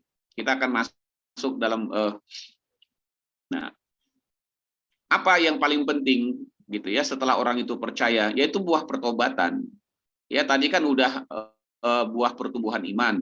Kan lucu, orang yang sudah mengaku Yesus secara pribadi tetapi dia belum bertobat, kelakuannya sama aja begitu. Kalau saudara tanya ke saya, Anda belum mengenal Yesus dengan benar secara pribadi. Hanya jadi Kristen-Kristen begitu saja, karena gereja, karena begini, karena komsel, karena diajak orang, karena pacar, karena keturunan gitu ya. Tetapi ini dia tidak, ya. Jadi Yesus kan bilang, ingat perkataannya, aku datang bukan memanggil orang benar, tetapi orang berdosa supaya mereka bertobat. Jadi pastikan pertobatan orang itu. Gitu loh. Nah, ini yang dilihat. Tadi kan sudah dibaptis, gitu ya. Lalu bimbing supaya pertobatannya. Nah, itu Anda sudah mulai masuk, artinya ya amanat agung itu ya mengajarkan mereka untuk melakukan perintah Tuhan. Ini gaya-gaya penuai. Baru Anda akan menggembalakan, nggak mesti menggembalakan itu karena gembala gereja. Kan kayak komsel kan, kelompok sel, Anda suruh orang-orang membimbing, kan dia juga bisa menggembalakan. Artinya mementoring orang itu, ya. Di sini bukan bicara hanya gembala sidang, tapi mementor seseorang, jiwa-jiwa yang baru lahir, agar mereka bisa bertumbuh dengan baik. Ini yang minim. Ya, sangat minim sama sekali. Orang lebih suka jadi pengkhotbah, pembicara, melayani, dan lain-lain. Tetapi untuk membimbing jiwa, mereka nggak mau. Kalau saudara dengar kesaksian daripada almarhum Yong Gicho, dia karena dilayani begitu baik oleh seseorang di rumah sakit, nah saudara bisa bayangkan, yang namanya Yong Gicho, jiwa yang dibimbing ini malah menjadi pemimpin atau ya penjala jiwa yang luar biasa. Jadi satu jiwa yang kita bimbing dengan benar itu bisa menghasilkan buah yang luar biasa daripada kita membimbing kelihatannya banyak orang, ngomong di banyak forum dan lain-lain, tapi sebenarnya tak ada satu jiwa pun yang berdampak. Nah, ini harus hati-hati, saudara. Ya, ini buah yang tetap itu harus kita perhatikan. Ya, kita masuk bagian gembala. Silakan, Pak Andre. Nah, saudara kan perhatikan betul, tadi kan masih terjebak pertanyaan 3 kali, apa itu Petrus, nggak apa-apa, kalau bagi saya anak Yohanes, nggak apa-apa, ya. Nah, tetapi yang paling penting di sini tidak boleh memisahkan antara pertanyaan Yesus dengan jawabannya, itu maksudnya yang paling penting sebenarnya. Kan dia katakan, Simon anak Yohanes, apakah engkau mengasihi aku? Benar Tuhan, gembalakanlah domba-dombaku. Nah, itu yang paling penting disorot. Jadi kalau kita mengatakan kita mengasihi Tuhan tapi nggak menggembalakan domba-domba, ya nggak benar lah, gitu ya. Nah, itu dia yang benar.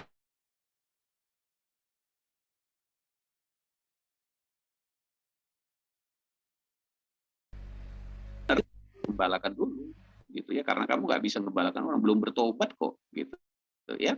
Nah, di situ kekeliruannya, sehingga banyak orang itu sulit mementor orang lain, menjangkau orang lain, karena apa? Karena dia sendiri sebenarnya belum dimenangkan. Gitu. Nah, saya hanya bilang gini, banyak hamba-hamba Tuhan yang merasa dirinya sudah melakukan ini. Nanti ketika kembali baru tahu gitu, bahwa sebenarnya Anda kerjaannya hasilnya terlalu sedikit, capeknya, ya korban energi, korban tenaga, uang begitu banyak, tetapi hasilnya minim. Nah, percuma. Nah, kita main segi bisnis lah, dengan modal sekecil-kecilnya menghasilkan sebanyak-banyaknya, melakukan hal-hal yang nampaknya kecil, ya, tapi menghasilkan buah yang maksimal, gitu ya.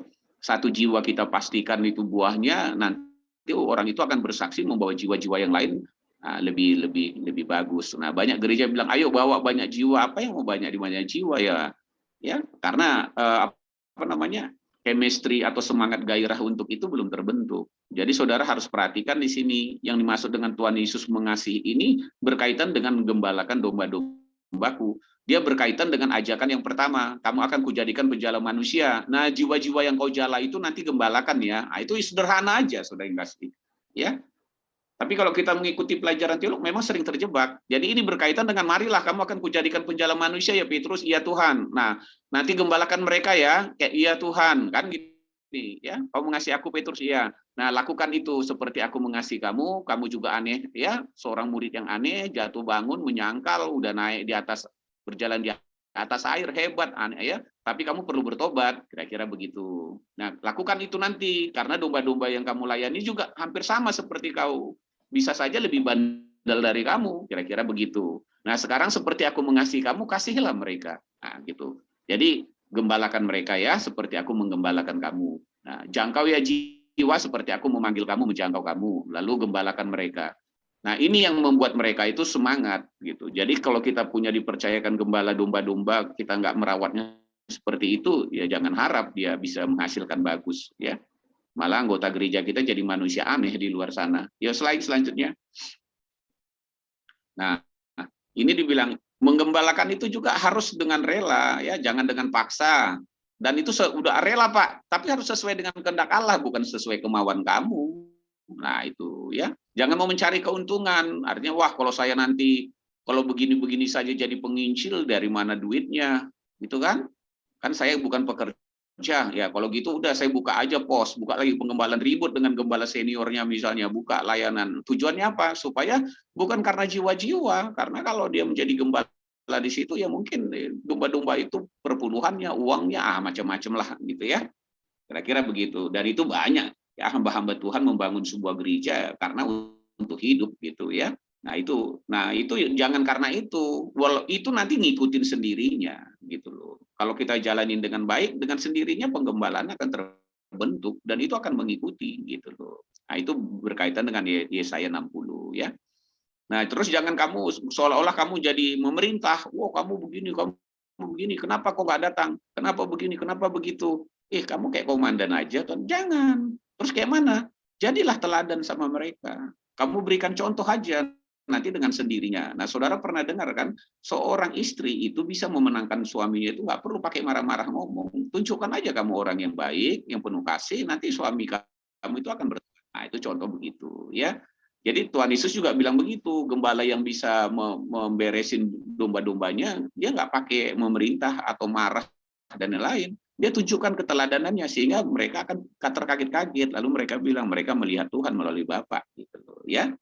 Baik kasih sayangnya, pengorbanannya dan lain-lain. Nah, ini penting ya.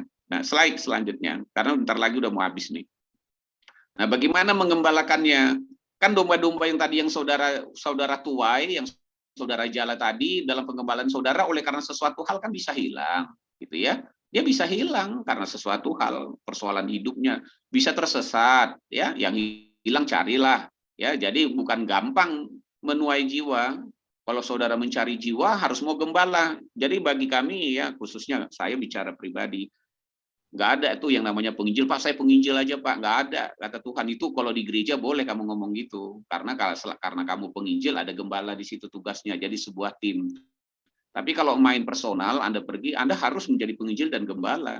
Masa Anda melahirkan jiwa-jiwa lalu saudara cecerkan titipan orang ke orang lain. Orang bilang enak banget ya kamu menghamili anak orang lalu anak kamu lahir, kamu kasih sama tetangga kamu membesarkannya. Ya nggak mungkin dong.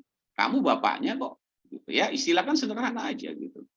Jadi kalau kamu punya anak dari sebuah hubungan ya dengan seseorang, ya itu contoh aja, sehingga lahir seorang jiwa, itu anak Tuhan misalnya dari penginjilan, ya besarkanlah dia sebagai tanggung jawab gitu.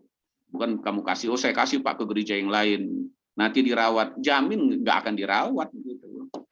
Karena apa? Dia tahu anak itu tahu bapak saya si Anu gitu ya, kok saya dititip di sini. Nah, saya diperlakukan, saudara kan pernah mendengar cerita seorang yang bukan anak kandung ya disakiti oleh ya tempat panti asuhannya kayak gereja kira-kira. Siapa Pak anak kandungnya? Anda lah, Anda yang menginjilin dia kok terima Yesus gitu ya. Kecuali kalau kita mati gitu loh. Itu beda gitu loh. Jadi penginjilan sama penggembalaan itu nggak boleh dipisahkan. Kecuali ada kondisi tertentu. Nah, kan mereka bisa luka, Anda balut, bisa sakit hati lah, sakit inilah, kuatkan. Nah, kalau yang gemuk yang kuat apa saudara lindungi supaya mereka nanti jadi pemimpin. Ini kunci komsel sebenarnya juga. Jadi siapa Pak yang akan saya pimpin menjadi pemimpin kelompok? Dia yang harus yang gemuk, yang kuat. Kalau dia masih sakit hilang, masa Anda suruh jadi pemimpin? Hilang semua dong. Oh, ini pemimpin komselnya sakit, kenapa ya? Saya disakit-sakit disuruh bapak itu jadi pemimpin komsel kelompok. Harusnya yang gemuk dan yang kuat gitu loh. Ya, itu ada. Contoh-contoh ini sangat luas ya. Oke, slide selanjutnya.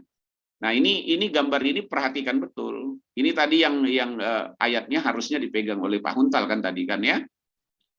Jadi pengembalaan ini begitu. Jadi ada aja jiwa-jiwa yang oleh karena sesuatu hal dia menyimpang dari kebenaran. Ya, kan Tuhan bilang kalau ada yang membuat dia berbalik, ya dia menyelamatkan orang itu. Manis sekali kalimat ini loh, Yakobus 5. Saudara-saudaraku, jika ada di antara kamu yang menyimpang dari kebenaran, ya, yang menyimpang, kamu ini siapa? Domba yang digembalakan atau yang sudah dituai, dan ada seorang yang membuat dia berbalik. Wow, semangat banget dong. Memang kenapa kalau saya buat dia berbalik? Ketahuilah bahwa barang siapa membuat orang berdosa berbalik dari jalan yang sesat, ia akan menyelamatkan jiwa orang itu dari maut dan menutupi banyak dosa. Keren banget gitu loh, ya. Keren banget ini. Makanya saya suka kadang berbeda pandangan dengan banyak pendeta, mau sebesar apapun dia. Karena di mana perbedaannya?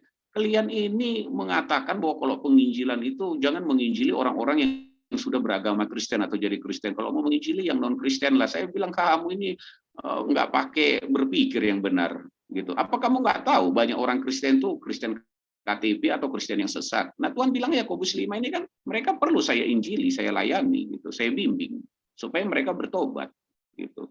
Jadi saudara cari orang yang non Kristen untuk dipercaya Yesus, tetapi orang yang sudah percaya Yesus sendiri malah ya hilang.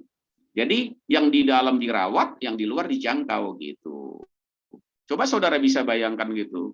Lihat jemaat-jemaat kita di gereja atau di kelompok-kelompok kita, mereka masih menyimpang dari kebenaran. Kan kalau saudara berbuat balik, kan dikatakan di sini ya akan menyelamatkan jiwa orang itu dari maut dan menutupi banyak dosa. Menutupi banyak dosa kan berarti menutupi banyak air mata kejahatan-kejahatan yang dia buat, luka-luka yang dia buat. Nah, jadi nilainya sama. Nah, kenapa bisa begitu? Karena memang tugas penggembalaan kalau nggak lancar, ya domba-domba itu tersesat di dalam. Lalu dia bilang, Bapak cari-cari jiwa di luar sana, kita aja terlantar. Katanya gitu. Oh, penginjilan kemana-mana. Kita cari jiwa katanya. Cari jiwa atau buat nama Pak, atau cari uang kan gitu. Kenapa kami sendiri di sini nggak diurus? Disuruh melayani, terus ribut, dibina enggak gitu ya. Nah, pas kali kita balik, kita bilang, oh puji Tuhan, saya diberikan jiwa, saya baptis ya. Terus, wah, malaikat di surga bersorak-sorak. Bapak yang bilang, kami di sini menangis semua Pak. Kenapa? Karena kami tersesat semua. Kan repot gitu loh. Bapak mau cari satu jiwa di luar, nah 10 yang di kandang lari semua. Nah, yuk dipikir yang mana? Jadi jaga yang di kandang, kejar yang di luar. Jadi gitu ya. Yang di luar masukkan, yang di kandang dijaga sehingga makin banyak yang takut akan Tuhan. Jadi nggak boleh. Saya bilang silakan. Tapi saya selalu bilang layanilah yang di dalam, jangkaulah yang di luar. Jadi jangan mengejar di luar saja. Selanjutnya Pak Andre. Ya, jadi sebagai penutup, jadilah saksi Kristus menjadi penjala dan gembala jiwa-jiwa yang dipercayakan Tuhan kepadamu. Ya, terima kasih. Nah, inilah wujud kita mengasihi Tuhan, ya sebagai bukti kasih kita kepada Allah. Kalau tidak, ya maaf kata gini, pembicara boleh banyak, pendeta boleh banyak, pengkhotbah boleh banyak, ya, dan orang-orang yang pintar berbicara banyak, tetapi masalahnya, gitu, ya, kita menjadi pelaku firman Tuhan, ya. jiwa-jiwa tolong diperhatikan. Saya rasa itu yang ingin saya sampaikan karena ini GEPAS ya. Jadi saya ingin membagi, nanti selanjutnya akan dikirim di WA group, saudara bisa membacanya ya, bisa berbagi, modifikasi lagi ya. Tuhan Yesus memberkati. Nah, sebelum saya serahkan kepada moderator mau ditutup ya, saya mengingatkan kembali, mohon perhatian kalau ada salah ya penyampaian atau kurang dicatat, dikonfirm lagi ke saya supaya jelas karena saya juga udah tua nih ya, kurang Jadi hari Kamis depan itu judulnya adalah peduli atas jiwa-jiwa ya yang butuh kasih Kristus. Nah, kita baru masuk peduli, yang tadi itu jiwa. Sekarang peduli atas jiwa-jiwa yang butuh kasih Kristus ya. Nah, ini juga membutuhkan dua pembicara ya. Jadi yang pertama dalam Lukas 16 ayat 19 sampai 31 dan yang kedua Matius 25 ayat 31 sampai 46. Ya. Nah, jadi itu adalah yang ingin saya sampaikan ya, peduli atas jiwa-jiwa. Nah, sebagai gambaran satu case yang pertama itu ya dalam Lukas 16 ayat 19 31 itu cerita yang paling menarik ya, tentang termasuk di dalamnya seorang perumpamaan Lazarus dan orang kaya ya, orang kaya yang bodoh. Nah, saya kasih gambarannya aja biar nanti ke depannya kita bisa fokus. Lalu kan dia mati. Nah, ketika dia mati kan dia bilang dia ada saudara-saudaranya, betul kan?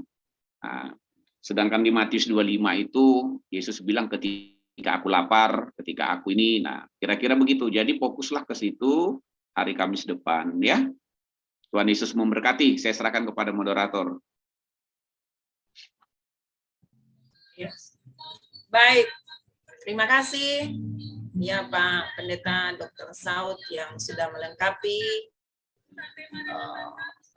pemaparan-pemaparan dari kedua narasumber pada malam hari ini. Dan sebelum saya menutup ruang diskusi pada malam hari ini, saya ucapkan terima kasih kepada hambanya Ibu Neneng yang sudah hadir malam hari ini memaparkan tentang mengasihi sesama manusia sebagai wujud kasih kita kepada Tuhan. Begitu juga dengan Bapak Huntang Segala. Terima kasih, ini malam pertama Bapak tampil di layar GEPAS ya, dan kami menanti selanjutnya ya. Hal-hal yang ingin dibagikan kepada kita di waktu-waktu yang lain di dalam GEPAS ini. Dan kita sudah ada di pengunjung waktu, sudah ada di pukul 8.49 dan kita akan segera menutup seluruh rangkaian dalam diskusi kita pada malam hari ini. Dan saya percaya kita semua telah diberkati oleh Tuhan melalui kebenaran firman Tuhan. Dan jangan sampai kita mendapatkan pertanyaan sampai 3 kali ya. Karena saya percaya ketika kita sudah mengalami perjumpaan dengan Yesus, maka kita sudah serius melakukan apa yang Tuhan mau kita lakukan. Ya. Sampai bertemu lagi di acara diskusi-diskusi kita selanjutnya yang diprakarsai oleh Bapak Pendeta Dr. Saud. Dan siapakah minggu berikutnya yang akan ditampilkan, kita akan bertemu kembali di hari yang sama, di jam yang sama pada minggu yang akan datang. Shalom, Tuhan Yesus memberkati. Dan seluruh rangkaian acara kita, acara doa syukur sekaligus doa berkat menutup acara pada malam hari ini, ibadah kita pada malam hari ini, saya minta kesediaan Bapak Pendeta Rinaldo untuk memimpin kita dalam doa sekaligus menutup dengan doa berkat. Silakan Pak Pendeta. Ya, Ibu Mikal, gimana Bu? Diskusi kita sudah selesai pada malam hari ini di pukul 8.49 tadi. Dan sekarang kita akan menutup seluruh rangkaian ibadah pada malam hari ini dan sekaligus doa berkat. Silakan Pak Pendeta, monggo. Baik, terima kasih Bu Mikal. Puji Tuhan, kita sudah selesai di ujung ibadah kita, Bapak Ibu sekalian. Ialah apa yang sudah didiskusikan malam hari ini sungguh menjadikan kita semakin hari semakin cinta Yesus. Dan kalau ada sebuah pertanyaan Yesus, kalau engkau mengasihi aku, gembalakanlah domba-dombaku. Oh,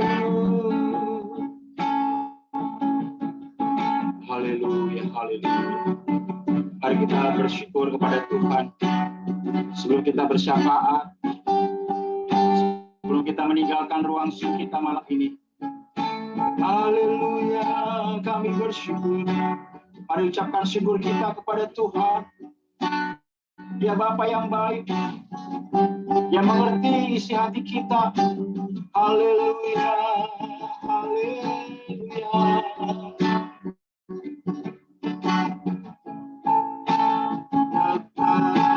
Kami bersyukur.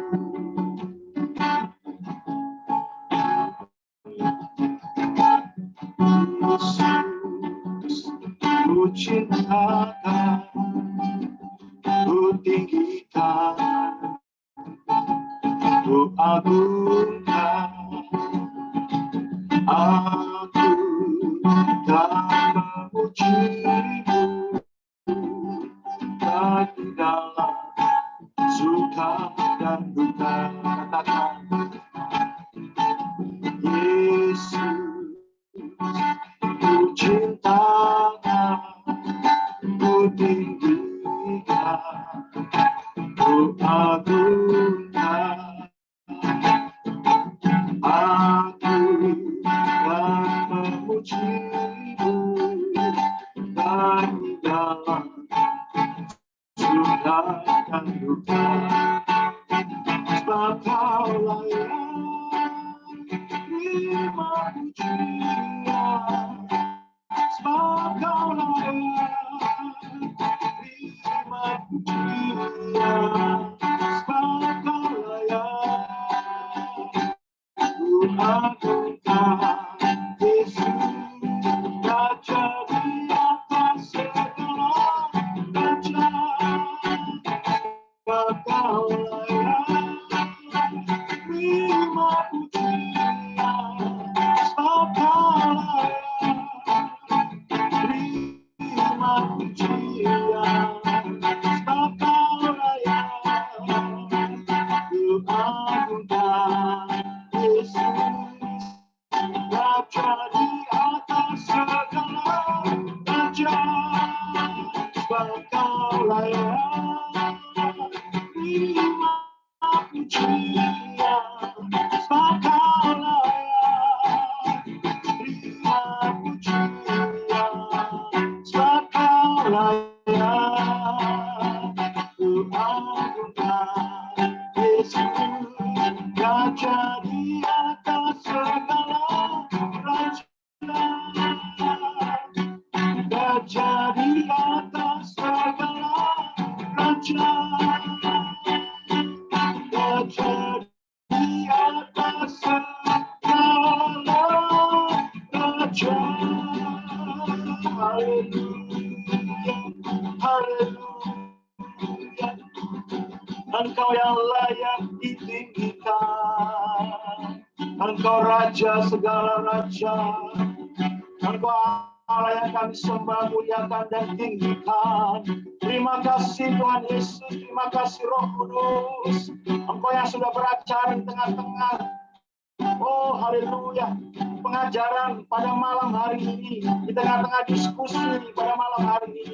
Kami bersyukur, kami anak-anak-Mu, hamba-hamba-Mu, boleh membicarakan tentang Kristus di tengah-tengah akhir zaman ini. Kami membicarakan tentang firman Tuhan, dan biarlah semakin hari, semakin Engkau memberikan kami Tuhan ketekunan untuk kami merenungkan firman Tuhan. Apa yang kami baca, boleh kami mengerti. Terima kasih Bapak, Engkau terus memakai setiap kami, bahkan hamba-hamba-Mu yang sudah menyampaikan, oh apa yang perenungan malam hari ini, untuk Pak Huntal, untuk Ibu Neneng, dan juga untuk moderator kami atau pembina kami Pak Dr. Saud. Terima kasih buat hamba-hamba-Mu ini Tuhan. Biarlah Tuhan melalui kehidupan mereka semua sungguh menjadi berkat bagi Gepas Tuhan, menjadi berkat bagi kami semua. Semakin hari kami semakin diberikan kepekaan, kami semakin diberikan kecakapan Tuhan, untuk kami boleh mengerti akan firman Tuhan. Terima kasih Bapak, juga untuk Ibu Mikal yang sudah menjadi host bagi kami semua, menjadi moderator bagi kami. Memberkati hamba-Mu ini, terus Kau pakai kami semua ya Tuhan, yang ada di ruangan Zoom pada malam hari ini. Semakin hari semakin kami mengasihi Engkau. Kami mengerti Tuhan, kami sering banyak kesalahan, kami kekurangan, kami seperti Petrus Tuhan. Kami hidup mungkin banyak penyangkalan-penyangkalan akan Engkau. Kami menyangkalkan kuasa Allah, kami menyangkalkan keberadaan Engkau di dalam hidup kami. Kami menyangkalkan segala mujizat yang kami percaya sampai hari ini. Mujizat Allah masih terjadi dalam hidup setiap orang percaya. Tuhan ampuni kami, Tuhan. Kalau seringkali kami meragukan akan kuasa-Mu, kami menyaksikan akan keberadaan Allah dalam hidup kami, sehingga kami seringkali berpaling kepada ilah-ilah zaman ini. Kami berpaling kepada kekuatan manusia. Ampuni kami semua Tuhan. Ampuni kami. Biarlah hidup kami hari-hari mendatang Tuhan, menjelang kedatangan-Mu yang semakin mendekat ini, kami kedapatan terus mengejar Engkau, mengejar perkenanan-Mu, mengejar hadirat-Mu Tuhan. Terima kasih, bukan kuat dan gagah manusia yang kami andalkan. Manusia terbatas, orang-orang kaya terbatas, orang-orang yang punya jabatan tinggi terbatas. Tetapi Engkau Yesus adalah kekuatan pengharapan kami abadi yang sejati. Terima kasih Tuhan Yesus.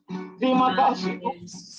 Kalau ada salah dan dosa kami, kalau ada kekeliruan, pelanggaran kami di masa lalu, kami minta ampun di hadapan Tuhan malam hari ini. Kiranya pengampunan Allah yang melimpah itu melingkupi setiap kami anak-anak-Mu Tuhan, karena kami pegang firman-Mu. Barang siapa yang mengaku dosa, Ia setia dan adil. Ia akan mengampuni, Ia akan menyucikan segala dosa dan kesalahan kami. Terima kasih Allah kami. Terima kasih Allahku. Engkau baik, sangat baik Tuhan. Terima kasih Bapa di surga. Amin, amin. Haleluya, haleluya, haleluya, haleluya. Kuasa urapan kuasa Haleluya. dalam setiap pribadi kami. Kau Bapa yang mengasihi, Oh, haleluya. kuasa-Mu memulihkanku.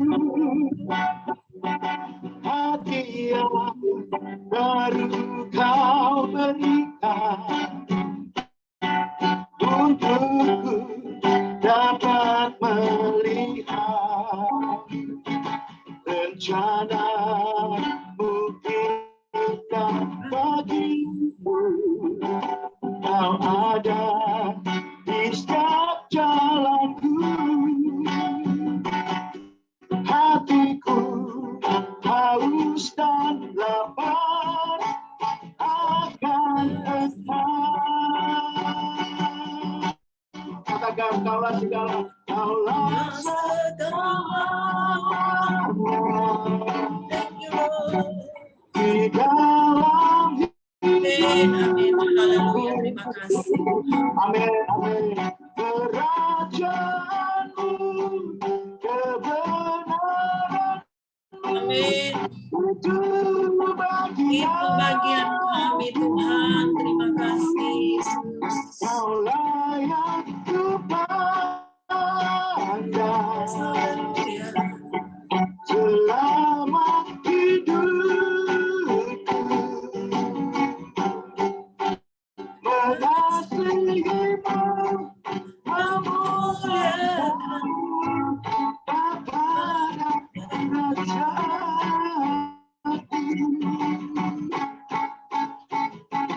Haleluya. Benar kata pujian ini Tuhan.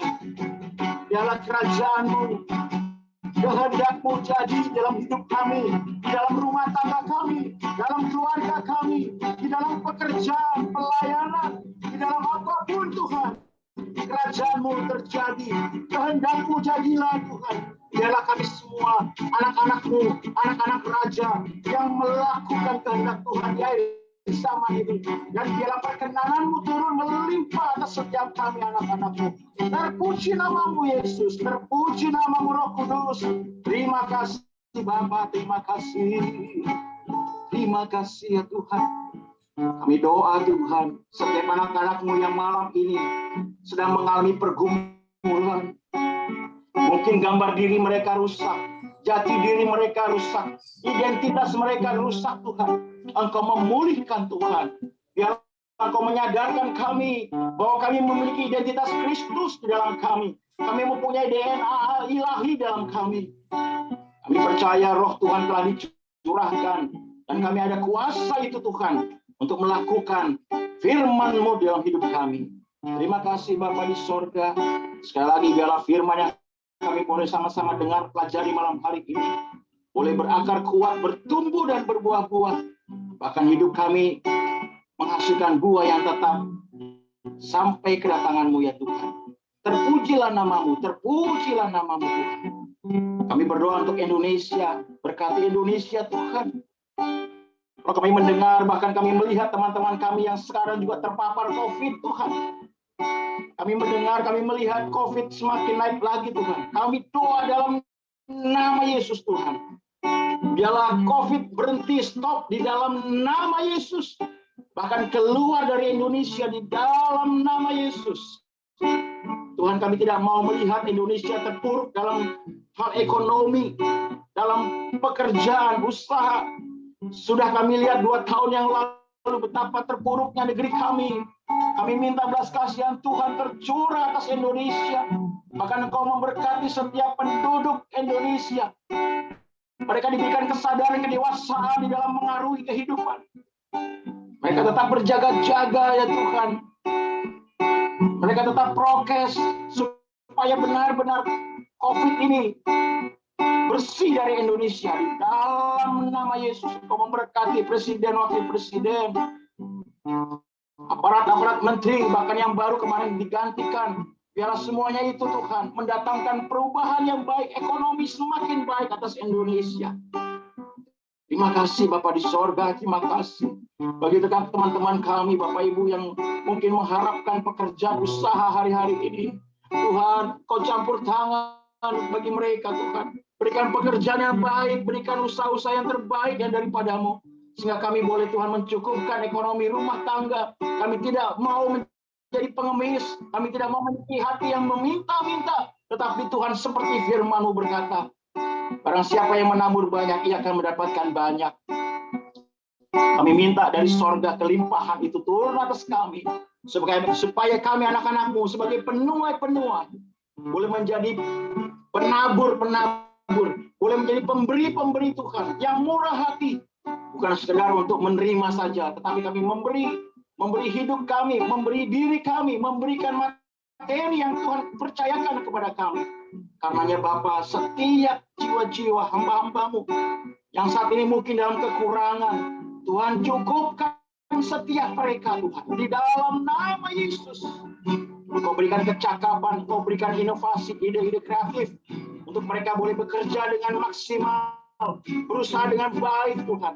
Terima kasih Bapak, anak-anak cucu, keluarga kami diberkati dengan pendidikan, ilmu pengetahuan yang baik, hikmat marifat pengetahuan dari sorga turun berlimpah atas anak-anak kami, atas cucu-cucu kami Tuhan. Terpuji nama-Mu, terpuji nama-Mu Tuhan. Terima kasih Bapak, terima kasih. Kami doa untuk yang sakit malam hari ini. Entah sakit di bagian kepala, sakit di bagian dada, sakit di bagian jantung, paru-paru, pencernaan, sakit-sakit mah. Kami berdoa untuk Liviana yang sakit mah, sakit karena, oh haleluya, sakit karena kepala, sakit karena punggung. Kami doa pulih di dalam nama Yesus Tuhan. Sembuhkan dengan kasih karunia-Mu Tuhan. Di dalam nama Yesus, dengan kuasa nama Yesus, kami bersepakat sembuhkanlah yang sakit di dalam nama Yesus Tuhan.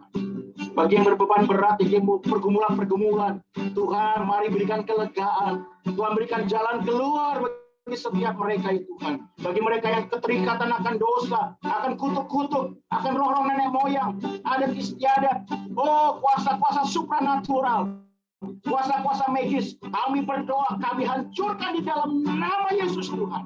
Kami hancurkan segala kuasa gelap, kami hancurkan segala roh-roh perdukunan di dalam nama Yesus. Keluar dari diri anak-anak Tuhan dikepas di dalam nama Yesus Tuhan. Kami lepaskan roh merdeka, roh kemerdekaan bagi mereka semua. Terima kasih Bapak, terima kasih Yesus, terima kasih Bapak, terima kasih Tuhan, terima kasih Tuhan. Oh haleluya, terima kasih Bapak, Kau sungguh baik. Mari kita naikkan sebelum kita terima berkat daripada Tuhan. Puji pujian, kita syukur pada Tuhan. Terima kasih Yesus. Terima kasih Yesus. Puji syukur hanya bagimu, ya Allahku, ya Tuhanku. Terima kasih Yesus. Terima kasih Yesus. Puji syukur hanya bagimu. Terima kasih Yesus. Puji syukur hanya bagimu. Terima kasih Yesus. Haleluya, haleluya, haleluya. Bapak Ibu, saudara-saudara yang dikasihi oleh Tuhan Yesus, mari kita berdoa bersama-sama doa yang Tuhan Yesus ajarkan bagi murid-murid, doa Bapa kami. Bapa kami ada di sorga, dikuduskanlah namamu, datanglah kerajaanmu, jadilah kehendak-Mu di bumi seperti di sorga. Berilah kami pada hari ini makanan kami yang secukupnya, dan ampunilah kami akan segala kesalahan kami seperti kami juga telah mengampuni orang yang bersalah kepada kami. Dan janganlah membawa kami ke dalam pencobaan, tetapi lepaskanlah kami daripada yang jahat. Karena Engkau yang punya kerajaan dan kuasa dan kemuliaan sampai selama-lamanya. Mari kita terima berkat yang daripada Tuhan.